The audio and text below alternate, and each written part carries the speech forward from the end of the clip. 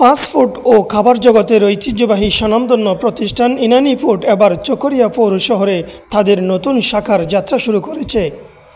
শুক্রবার 1 আগস্ট বিকেল 4টায় চকরিয়া পুরান বাস স্টেশন সংলগ্ন ট্রমা সেন্টার হাসপাতালের নিচে এই নতুন শাখার আনুষ্ঠানিক উদ্বোধন করা হয়।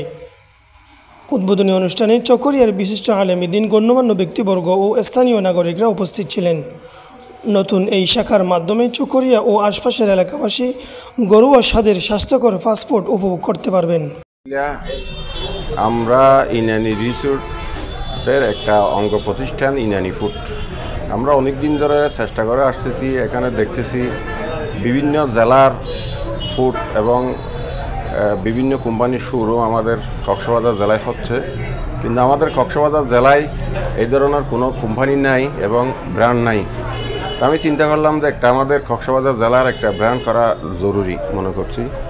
তাই আমি সর্বপ্রথম এই শোরুম নিয়ে চকরিয়া ইনানি ফুডের শোরুম নিয়ে আমি যাত্রা শুরু করছি।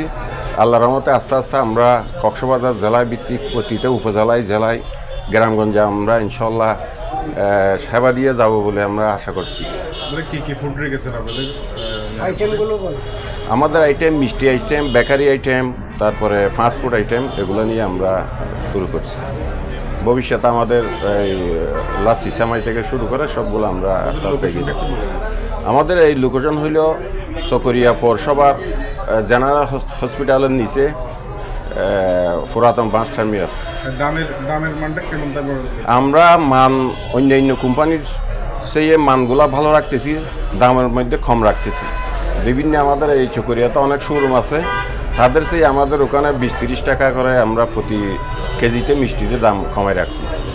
যেহেতু আমরা এখানে আছে, আমাদের খরচ কম আছে, আমরা চাচ্ছি যে মানুষদেরকে একটু কম মান ভালো, কম দামে কম খাওয়াইতে চাই।